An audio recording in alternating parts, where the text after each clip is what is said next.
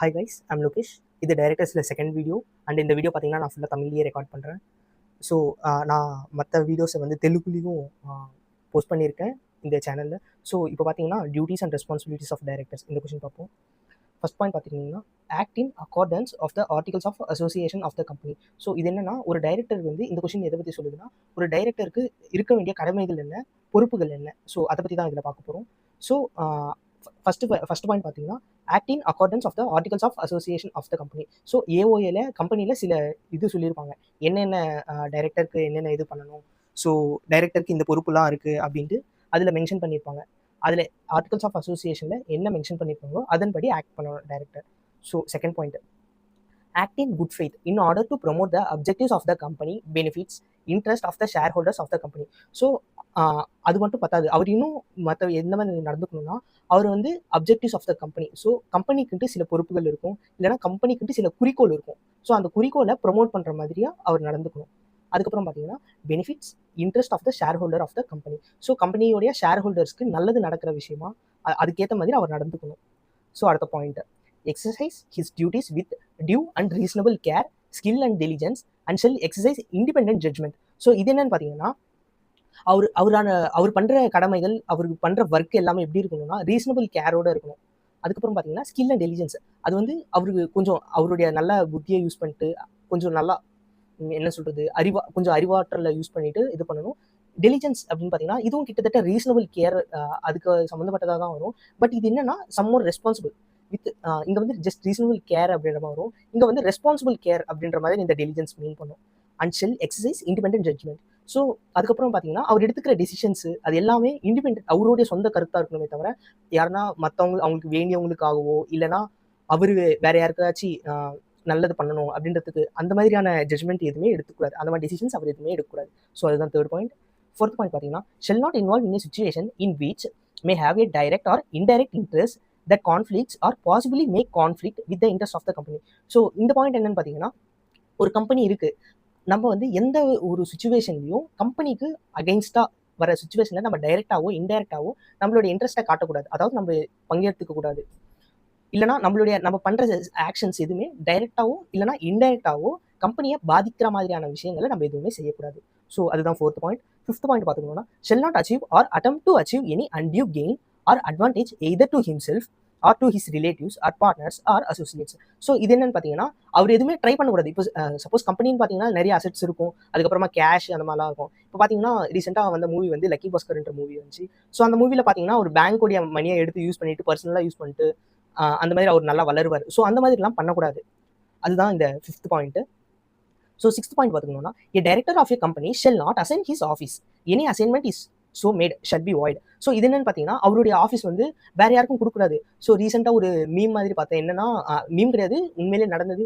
ஒரு ஃபாரினர் பார்த்தீங்கன்னா அவர் பண்ண வேண்டிய ஒர்க்கை வந்து அவர் ஒர்க் பண்ணாமல் ஒரு இந்தியனை வந்து அப்பாயிண்ட் பண்ணிட்டு அவர் பண்ண வேண்டிய ஒர்க்கெல்லாம் இந்த இந்தியனுக்கு கொடுத்துட்டு அவருக்கு வர சம்பளத்தில் பாதி சம்பளமோ இல்லை ஏதோ ஒரு சம் பெர்சன்டேஜ் இவருக்கு கொடுத்துட்டு அவர் வேலையை செய்யாமல் அவர் கிட்டத்தட்ட ஒரு கமிஷன் ஏஜென்ட் மாதிரி அவர் யூஸ் பண்ணிக்கிறாரு. ஸோ அந்த மாதிரிலாம் எதுவுமே பண்ணக்கூடாது. இவர் பண்ண வேண்டிய ஒரு டைரக்டர் பண்ண வேண்டிய வேலையை அவர் மட்டும்தான் பண்ணணும். வேற யாருக்காவது அந்த பொறுப்புகளை ஒப்படைச்சாருன்னா அது வந்து வாய்டு. அதுதான் இங்கே சொல்லியிருக்காங்க, any assignment is so made shall be void. So அந்த மாதிரி யாருக்குன்னா கொடுத்துருந்தாங்கன்னா அவர் பண்ணுற அதாவது அசைன் பண்ணியிருந்தாங்கன்னா அந்த அசைன் பண்ண பர்சன் அவர் பண்ணுற வேலைகள் இன்ஸ்டெட் ஆஃப் டைரக்டர் அவர் பண்ணுற வேலைகள் எல்லாமே வாய்டு. ஸோ அதுதான் கைஸ். அப்புறம் இது பார்த்தீங்கன்னா இந்த மேலே இருக்கிற 6 பாயிண்ட்ஸ். ஸோ நம்ம எக்ஸாமில் போயிட்டு அந்த 6 பாயிண்ட்ஸ் வந்து டக்குன்ட்டு வராது நமக்கு எழுதுறதுக்கு. ஸோ அதை வந்து ஈஸியாக நம்ம மெமரைஸ் பண்ண இந்த ஒரு 6 பாயிண்ட்டை மட்டும் நம்ம கொஞ்சம் ஞாபகம் வச்சுக்கணும்னா ஈஸியாக இருக்கும். ஸோ ஃபர்ஸ்ட் பாயிண்ட் பார்த்தீங்கன்னா ஆக்டிங் அக்கார்டன்ஸ், ஏஓஏ இந்த என்ன சொல்லியிருக்காங்களோ அதன்படி நம்ம ஏற்றுக்கணும். ஸோ அதுதான் acting accordance. Acting good faith, so கம்பெனிக்கு சில அப்ஜெக்டிவ்ஸ் இருக்கும், அப்புறம் ஷேர் ஹோல்டர்ஸ்க்காக பெனிஃபிட்ஸ், அவங்களுக்கு என்னென்ன பண்ணால் ஷேர் ஹோல்டர்ஸ் பெனிஃபிட்ஸ் ஆகுமோ அதன்படி நடந்துக்கணும். அதுதான் குட் ஃபெய்த். ஒரு குட் ஃபெய்த்னா ஒரு நல்ல எண்ணம் ஆர் ஒரு நல்ல செயல், அதன்படி. தேர்ட் பார்த்தீங்கன்னா எக்ஸசைஸ் ஹிஸ் டியூட்டிஸ். ஸோ அவர் பண்ணுற டியூட்டிஸு அவர் பண்ணுற ஒர்க் எல்லாமே எப்படி இருக்கணும்னா skill and due reasonable care. So reasonable care எடுக்கணும். ஸ்கில் அண்ட் டெலிஜென்ஸ், ஸோ அந்த டெலிஜென்ஸ்ன்றது வந்து ரெஸ்பான்சிபிள் கேர் அப்படின்ற மாதிரி பார்த்தோம் நம்ம. ஸோ அதுக்கேற்ற மாதிரி. அதுக்கப்புறம் பார்த்தீங்கன்னா அவர் எடுக்கிற டெசிஷன்ஸ் எல்லாமே இண்டிபெண்ட்டாக இருக்கணும். So he should not be puppet in any one's hand, சிம்பிளாக சொல்லணும்னா. அடுத்தது பார்த்தீங்கன்னா fourth point, shell not involve in A situation.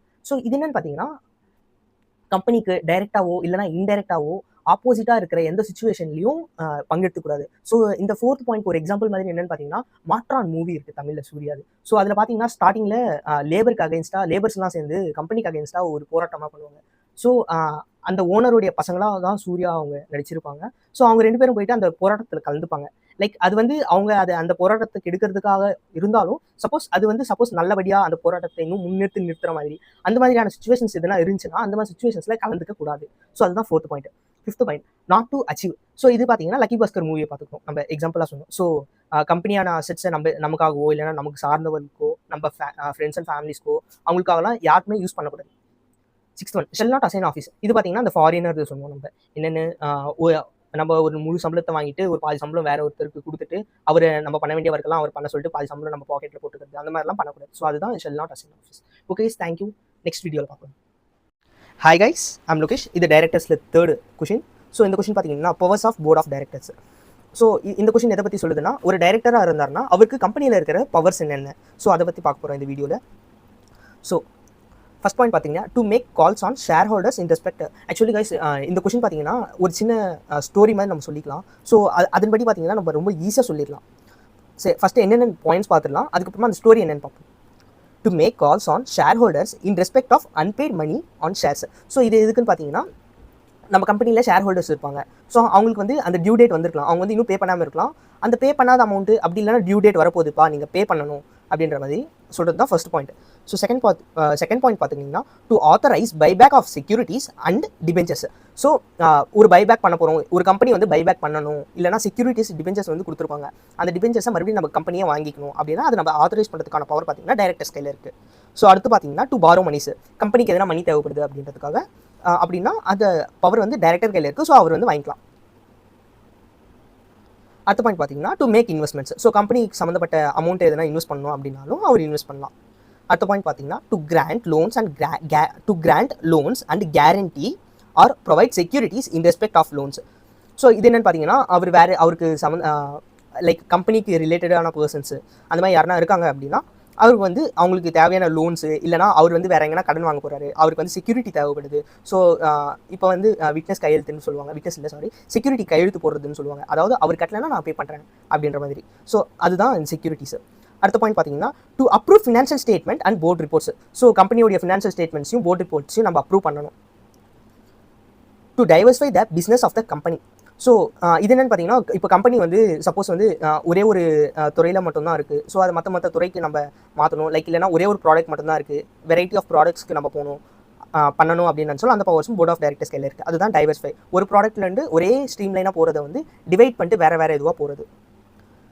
So next point பார்த்துக்கணும்னா to take over a company or acquire controlling or substantial stake in another company. So இது என்னன்னு பார்த்தீங்கன்னா, இப்போ நம்ம கம்பெனி இருக்குது, வேறு எதனா ஒரு கம்பெனியை நம்ம அக்வயர் பண்ணணும், இல்லைனா வேறு ஒரு கம்பெனியில் நம்ம ஒரு 51%. ஸோ கண்ட்ரோலிங் அப்படின்னா என்னென்னு பார்த்தீங்கன்னா, மோர் தென் 51% வேறு எதுனா ஒரு கம்பெனியில் இருந்துச்சுன்னா அதை வந்து நம்ம கண்ட்ரோல் பண்ண முடியும் நம்மளால். ஸோ அதுதான் controlling, acquire controlling or substantial stake in another company. So இது என்னென்னு பார்த்தீங்கன்னா கிட்டத்தட்ட அக்வயர் பண்ணுற மாதிரி தான். பட் இதில் என்னென்னு பார்த்தீங்கன்னா நம்ம 51% பண்ண மாட்டோம்.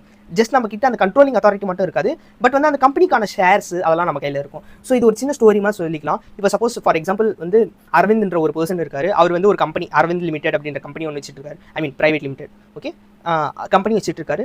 ஸோ இப்போ அவர் என்ன பண்ணுறாருன்னா அவருடைய கம்பெனியை நல்லா டெவலப் பண்ணணும், நல்ல ஒரு ஹைட்ஸ்க்கு கொண்டு போகணும் அப்படின்ற மாதிரி நினைக்கிறாரு. இப்போ வந்து அவர் ஃபர்ஸ்ட் என்ன பண்ணுறாருன்னா வந்து அவர் கம்பெனியில் என்னென்ன பண்ண முடியும் அப்படின்னு பார்க்குறாரு. ஸோ கம்பெனியில் பார்த்தீங்கன்னா ஃபர்ஸ்ட் அவருக்கு காசு தேவைப்படுது, அவர் எந்த ஒரு விஷயம் பண்ணணும் அப்படின்னாலும். ஸோ அதுக்கு என்ன பண்ணுறாரு, ஃபர்ஸ்ட் வந்து அவர் சொல்கிறாரு யார்கிட்டலாம் நமக்கு காசு வர வேண்டியது இருக்குது அப்படின்ட்டு பார்க்குறாரு. ஸோ ஷேர் ஹோல்டர்ஸ் கையில் இன்னும் சில ஷேர் ஹோல்டர்ஸ் பண்ணாமல் இருக்காங்க. ஸோ அவருக்கு வந்து சொல்கிறாரு லைக் கால்ஸ் அப்படின்னா லைக் வந்து சொல்கிற மாதிரி தான் கிட்டத்தட்ட நம்ம இந்த மாதிரி நீங்கள் இன்னும் காசு கட்டல, காசு கொண்டு வாங்கன்ட்டு.